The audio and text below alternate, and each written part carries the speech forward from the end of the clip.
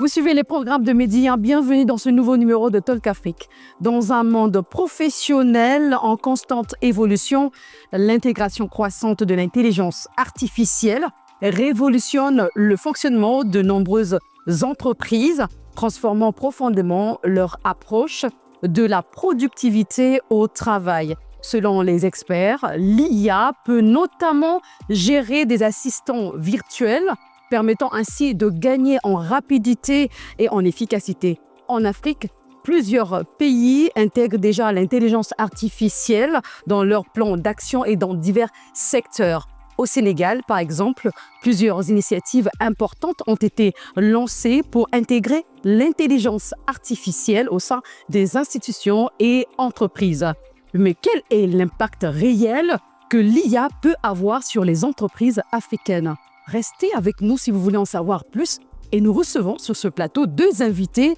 Alioune Badara Mbeng, CEO d'Antakia, co-inventeur de Malit, poubelle intelligente et expert en innovation numérique. Merci d'être avec nous. Merci à vous, tout mon plaisir. Et nous sommes également avec Abraham Dodi Monton Sadio, ingénieur génie informatique certifié en intelligence artificielle par Google et IBM, consultant international et responsable des programmes Sénégal Artificial Intelligence.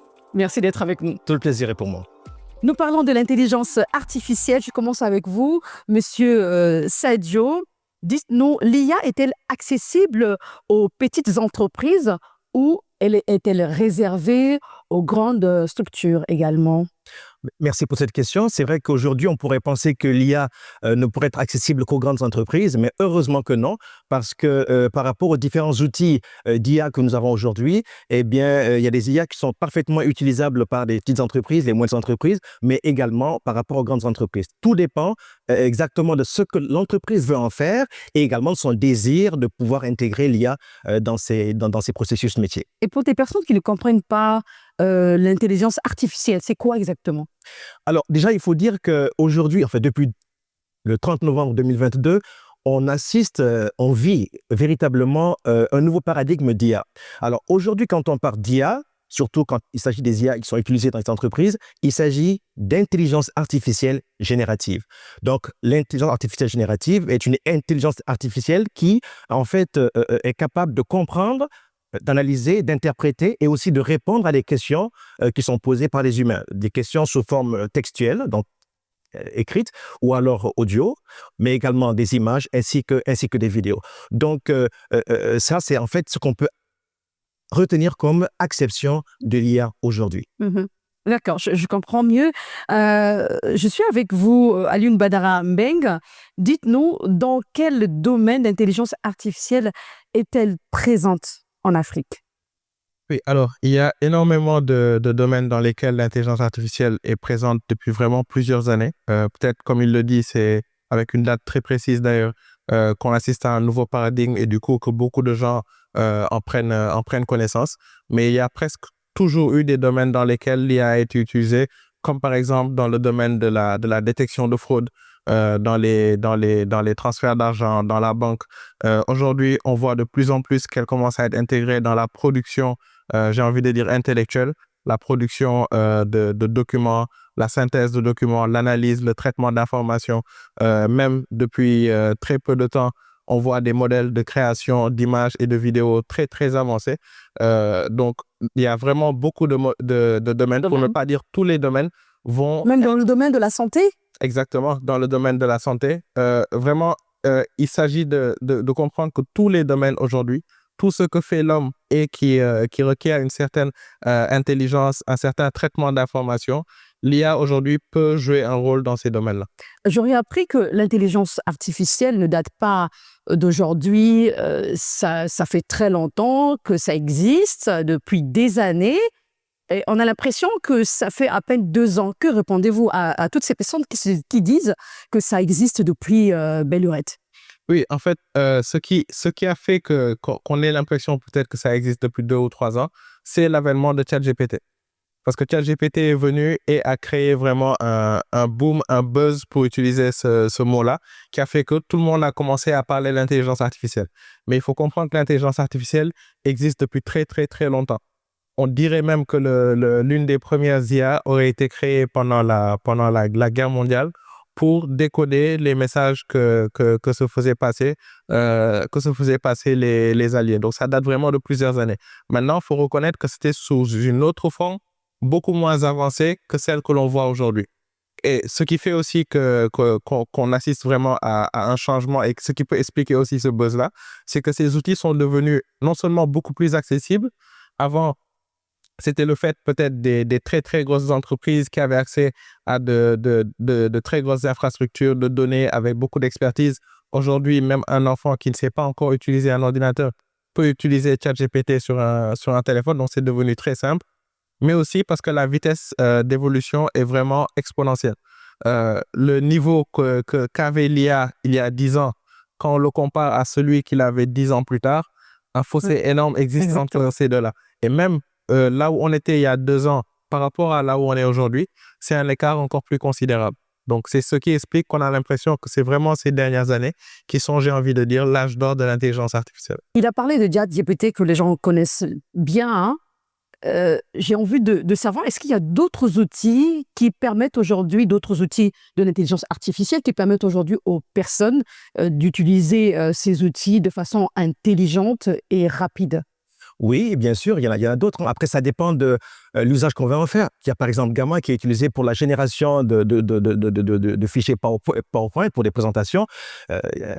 Quelques années avant, il fallait toujours se mettre à peut-être commencer d'abord par Word ou alors directement sur PowerPoint, chercher des images, les mettre et faire un petit paragraphe pour une sorte de légende. Aujourd'hui, avec juste quelques grandes lignes, quelques phrases, on peut, grâce à un prompt bien entendu bien précis, avec Gamma, lui demander de générer un PowerPoint de 9-10 pages ou plus. Ça dépend. Ça, c'est un exemple par rapport à la génération de documents de documentation. Mais on a également Claude, hein, qui peut également faire pratiquement la même chose que ce que fait ChatGPT. On a Mistral, on a également... Il y a Meta aussi? Oui, Meta. Aujourd'hui, Meta est pratiquement devenu incontournable au niveau de nos plateformes Facebook, par exemple, ainsi que WhatsApp. Il y a également... il y en a beaucoup d'autres. Très bien. Et selon vous, dans quel secteur l'intelligence artificielle a-t-elle le plus d'impact en Afrique? Alors, en Afrique, déjà, j'aimerais commencer par l'agriculture.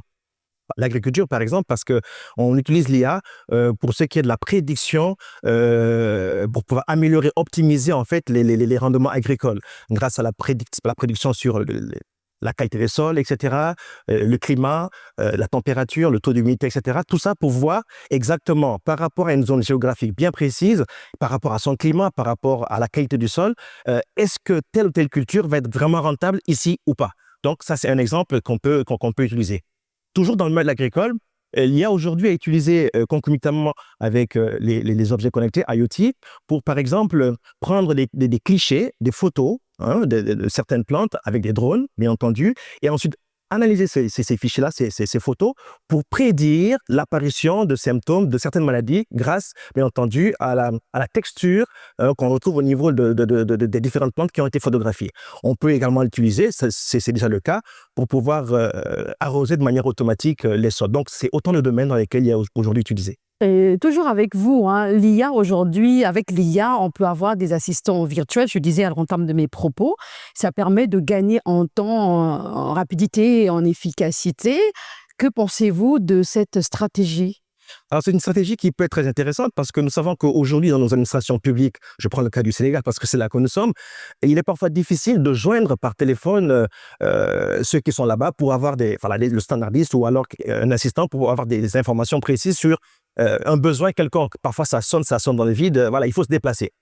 Alors, dans ce cas, par exemple, les chatbots pourraient déjà commencer l'échange, la discussion avec quelqu'un qui voudrait une information.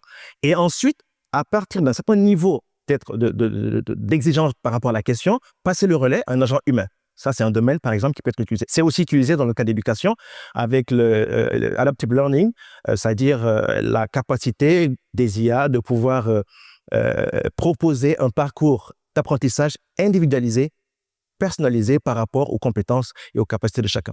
Et on parle de l'automatisation des tâches répétitives et l'une des grandes forces de l'IA, Alioune Badara Mbeng, en déléguant les activités monotones à des systèmes intelligents, les professionnels peuvent se concentrer sur des missions plus complexes. Que pensez-vous de cela? Oui, c'est vrai que l'automatisation, c'est l'une des premières choses peut-être auxquelles on pense lorsqu'on parle de l'intelligence artificielle.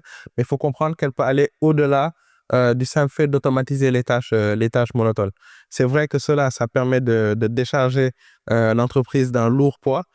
Si je peux donner un exemple, nous, les outils de transcription que l'on met en place ou d'analyse de données peuvent aider dans l'analyse des données de centres d'appel. Aujourd'hui, vous pouvez avoir une structure qui a des centaines, des milliers, voire des millions d'appels qu'elle reçoit par semaine ou par mois et qui cherche, comme il le donnait tout de suite comme exemple, à envoyer peut-être une partie de ce flux-là sur un chatbot WhatsApp ou autre. La première partie pour pouvoir faire cela, c'est de pouvoir comprendre le fond des appels qui sont traités, de quoi on parle, quelles sont les problématiques les plus récurrentes, etc., etc. Et pour cela, effectivement, il y a une grosse couche d'automatisation à mettre en place.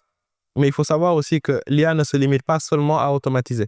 Aujourd'hui, on peut aller au-delà de seulement répéter ce que l'humain faisait, voire pouvoir proposer des choses qui ne se faisaient pas auparavant parce qu'on a pu analyser les données historiques et pouvoir faire soit de la prédiction, soit proposer même des choses, encore une fois, que l'humain qui était en charge de ces tâches-là ne faisait pas forcément.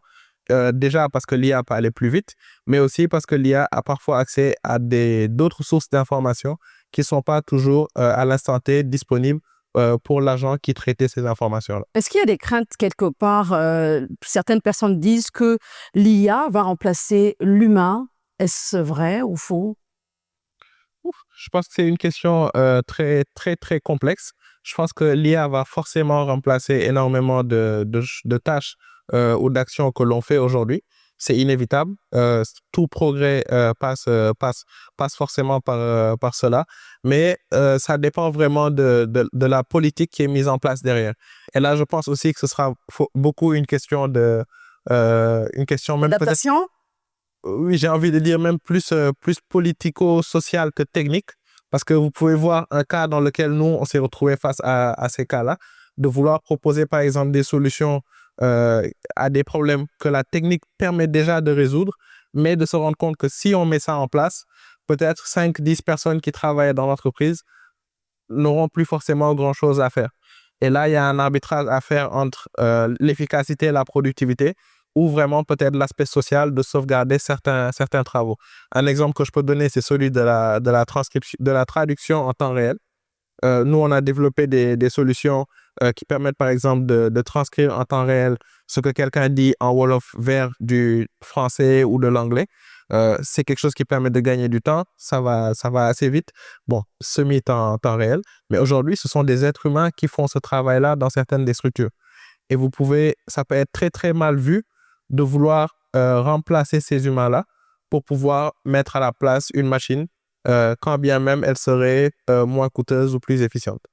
Abraham Montan-Sadio, quand on parle de la productivité au sein des entreprises, on voit la performance, également libérer le potentiel créatif des équipes. Quelles sont les opportunités aujourd'hui que l'IA peut offrir aux entreprises? Merci pour cette question. Monsieur Meng en a parlé tout à l'heure quand il a parlé de la productivité, par exemple, au sein de l'entreprise par rapport à certaines tâches. Je peux donner un autre exemple dans le domaine, par exemple, de la communication digitale ou du marketing.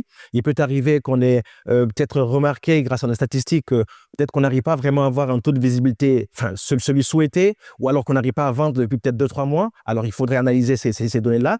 Et ensuite, on pourrait demander à une IA, ChatGPT par exemple, de manière très claire et très concise dans le prompt, c'est-à-dire la tâche qu'on va demander à l'IA d'exécuter, suivant bien entendu certaines contraintes et puis un certain contexte, demander par exemple de nous donner une stratégie pertinente, efficace, qui permette par exemple de régler ce problème-là, mais en donnant bien sûr des détails plus précis pour aider l'IA à nous orienter vers des solutions qui sont vraiment adaptées à notre contexte. Et ça marche très bien. Moi, je l'ai fait pour certaines entreprises et franchement, ça marche très très bien. Ça, c'est un exemple qui est aussi important pour ce qui est de l'optimisation ou la productivité, augmenter la productivité dans le domaine du travail. Est-ce que les employés aujourd'hui, ou les professionnels de façon générale, doivent s'adapter parce que c'est comme s'il y avait une menace quelque part? Oui, alors c'est vrai que beaucoup parlent de menace. C'est vrai qu'il y aura des métiers qui vont certainement disparaître, mais je pense que la plupart d'entre eux vont plutôt être augmentés à l'IA. C'est plutôt comme ça, peut-être qu'on devrait voir ça. Mais il faudrait s'adapter. L'adaptation, c'est quasiment incontournable. Chaque fois qu'il y a eu dans l'histoire de l'humanité, il y a eu une révolution technique ou scientifique, il y a toujours eu un besoin d'adaptation. Certains se sont réinventés, certains ont dû changer de métier, mais il faut s'adapter en fait à ça pour pouvoir... Parce que moi, ce que je pense, c'est pas forcément que l'IA va remplacer tous ces métiers-là, mais plutôt ce sont les personnes qui savent utiliser l'IA, qui savent s'en servir, qui peut-être vont remplacer celles qui ne savent pas s'en servir. Je suis avec vous, Alioune Badara Mbeng. L'écosystème de l'IA se développe rapidement en Afrique avec des pays comme Maurice, l'Afrique du Sud, l'Égypte, la Tunisie, le Kenya, le Rwanda, le Maroc, le Ghana, le Nigeria et on peut parler aussi du Sénégal. Quelle politique publique pourrait faire de l'IA un véritable levier de compétitivité pour le continent? Voilà. Je pense que c'est une excellente question à laquelle je pense qu'on n'a pas encore vraiment d'exemple dû à la durée, en tout cas, qui a pu nous montrer effectivement que voilà, en faisant ça, on arrive à obtenir tel résultat rapidement. Mais pour moi, il y a des piliers qui sont incontournables, des étapes qu'on ne peut pas sauter. La première de ces étapes-là, pour moi, c'est la formation. On aura beau définir les meilleures politiques qui soient, si on n'a pas les talents pour pouvoir les mettre en œuvre, parce qu'au final, on va arriver sur des projets, si on n'a pas les talents pour mettre en œuvre ces projets-là et déjà pour penser dès l'emblée les projets comme il se doit, on ne pourra pas forcément avancer. Donc pour moi, il faut investir dans la formation. Il nous faut avoir des talents dans toutes ces technologies-là. L'intelligence artificielle, les sciences de données, voire même dans tout ce qui est DevOps, tout ce qui est serveur, parce que tout cela va ensemble. Quand on parle d'écosystème, on peut négliger aucune de ces parties-là. Ensuite, et c'est peut-être ce qui serait le plus difficile dans le cas du Sénégal ou de l'Afrique, les investissements. On ne peut pas... une entreprise à petite échelle où un individu peut, avec $20, utiliser ChatGPT. Mais quand on parle de développer à l'échelle nationale l'intelligence artificielle, il faut des investissements, que ce soit dans l'infrastructure, et c'est le troisième pilier que j'allais mentionner. On sait qu'on a au Sénégal un supercalculateur qui doit pouvoir être mis à disposition, je pense, ou qu'il est déjà de l'écosystème pour pouvoir faire certains tests, certaines utilisations, mais il en faut encore plus. Il faut que ce soit ouvert à tout le monde. Il faut que des gens, dès le début de l'apprentissage, que les étudiants puissent pouvoir avoir accès à ces infrastructures-là, parce que ce n'est que comme ça qu'ils peuvent réellement apprendre. Si l'apprentissage n'est que théorique, on ne peut pas réellement tirer profit de ces technologies-là. Et une fois que ces trois briques-là sont mises en place, à savoir, je me reprends, la formation, les investissements et l'infrastructure, il y a le cadre politique, quoi qu'on dise, qui vient pour accompagner tout cela. Parce qu'aujourd'hui, vous pouvez avoir beaucoup de problématiques que rencontre un pays et que j'ai l'habitude de dire que la technique ou la technologie permet déjà de régler. Et on a donné tout à l'heure un parfait exemple. Tout le monde se plaint au Sénégal de certaines lenteurs administratives, de la difficulté d'accès, par exemple, à l'information lorsqu'on veut contacter une agence, un ministère ou autre. Mais le fait que des chatbots IA permettent de régler cela, ça existe depuis des années. C'est vraiment l'une des choses les plus simples ou les plus élémentaires que l'intelligence artificielle puisse permettre de faire. On a déjà des startups, des entreprises, des consultants, même des étudiants qui peuvent créer ces solutions-là. Mais ce qui manque, je pense, c'est vraiment le pont qui va faciliter pour le gouvernement ou l'entité publique l'accès à ces talents ou à ces entreprises et vice-versa, que ces talents et ces entreprises-là puissent, lorsqu'elles ont des solutions qui sont bénéfiques au pays, avoir une facilité vraiment d'accès pour qu'elles puissent mettre en œuvre ces solutions-là. Et ce n'est que comme ça, pour moi, que l'on arrivera à terme à développer un vrai écosystème d'intelligence artificielle qui est productif et qui met sur le marché des produits qui bénéficient à tout le monde. Vous avez parlé tout à l'heure d'un point important que j'aimerais bien y revenir, les startups. Et vous faites partie des personnes qui ont lancé le logiciel AWA. Vous allez nous expliquer de quoi il s'agit exactement. Également, vous êtes cofondateur de Malit, qui veut dire poubelle intelligente. Comment vous avez fait justement pour lancer ou pour concrétiser ces projets? Oui, en fait, Malit, c'est un projet qui a été lancé il y a 10 ans maintenant. Et l'idée, c'était d'avoir une poubelle intelligente qui justement parle pour expliquer aux gens les notions de tri sélectif. Et c'est en voulant faire cela qu'on s'est rendu compte qu'on avait une grosse barrière technique. C'est que pour le français, on pouvait faire parler une poubelle en français parce que les modèles de synthèse vocale existaient déjà en français, déjà à l'époque. Par contre, il n'en existait pas forcément en Wolof ou dans les autres langues qui nous concernent, nous étant en Afrique. Donc, si vous voulez qu'une poubelle intelligente parle Wolof, vous deviez créer vous-même un modèle de synthèse vocale en Wolof. Et on s'est rendu compte que la raison pour laquelle ces technologies n'existaient peut-être pas forcément à l'époque, au-delà du fait que l'IA ait beaucoup évolué entre-temps, c'est que il existe très peu de données dans nos langues africaines qui sont disponibles sur Internet. Lorsqu'on parle d'intelligence artificielle, il faut comprendre que ces modèles-là sont entraînés, ils sont nourris sur les données principalement disponibles sur Internet. Lorsque vous prenez la somme des langues africaines, je parle vraiment de toutes les langues africaines, Yoruba, Hausa, Wolof, Pula, etc., ça ne représente que 0,02% de toutes les données disponibles sur Internet. C'est un chiffre donné par AI for Development. Et c'est ça qui fait qu'on a énormément de difficultés à créer des modèles performants dans nos différentes langues. Bon, c'est l'une des difficultés. Et c'est pour ça qu'on s'est dit que nous devons essayer de régler entre guillemets, ce problème-là, parce que la barrière linguistique, c'est ce qui empêche en réalité que la majorité des Africains puissent tirer parti de la technologie. La Banque mondiale estime à peu près à 530-560 millions le nombre d'Africains qui s'expriment principalement dans leur langue nationale, que ce soit le Wolof, le Hausa, le Yoruba ou autre. Et pourtant, la majorité des technologies que l'on voit aujourd'hui, elles sont créées en français, en anglais ou autre.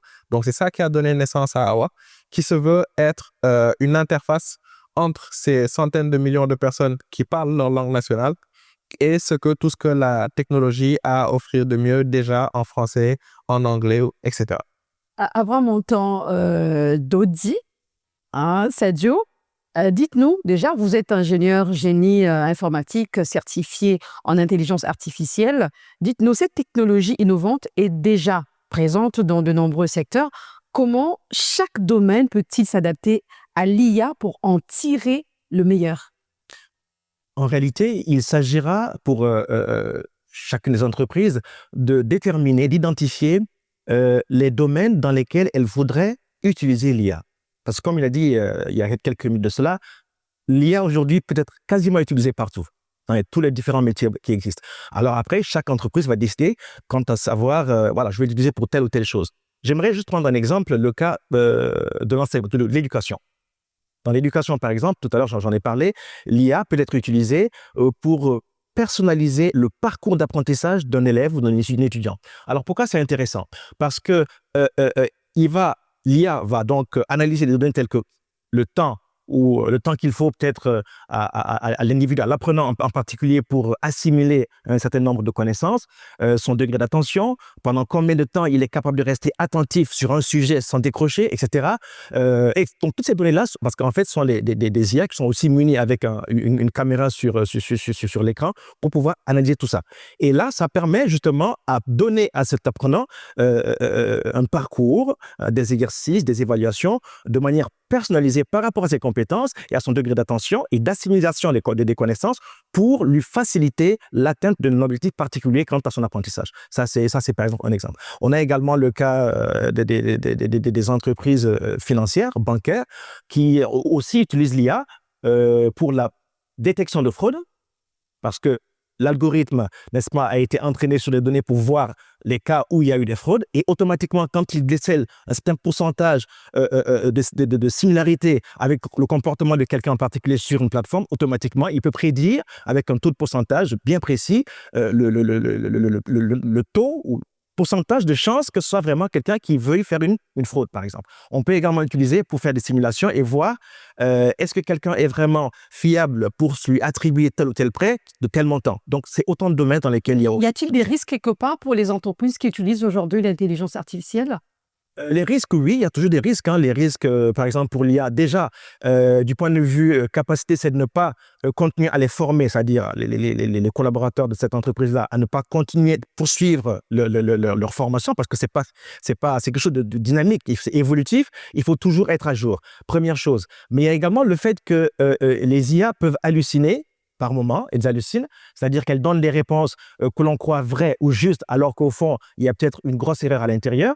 Il y a également les biais algorithmiques qui peuvent également constituer un véritable risque ou danger pour les entreprises qui utilisent exclusivement l'IA sans le faire de manière éthique et responsable. Merci beaucoup. C'est la fin de cette émission. C'était un réel plaisir de vous avoir sur ce plateau. À l'instant, Abraham Dodi Monton-Sadio, vous êtes ingénieur génie informatique certifié en intelligence artificielle, c'est pas terminé par Google, il faut bien le préciser, et IBM, consultant international et responsable des programmes Sénégal Artificial Intelligence. Merci beaucoup. Merci à vous. Merci également à vous, très cher, Alioune Badara Mbeng, CEO d'Andakia, co-inventeur de Mbalit, poubelle intelligente et expert en innovation numérique. Merci infiniment pour vos éclairages. Merci à vous, c'était vraiment un plaisir. Vous l'avez compris, c'est la fin. Merci de l'avoir suivi. On se retrouve très bientôt sur la panafricaine. Surtout, ne changez pas de fréquence et prenez soin de vous.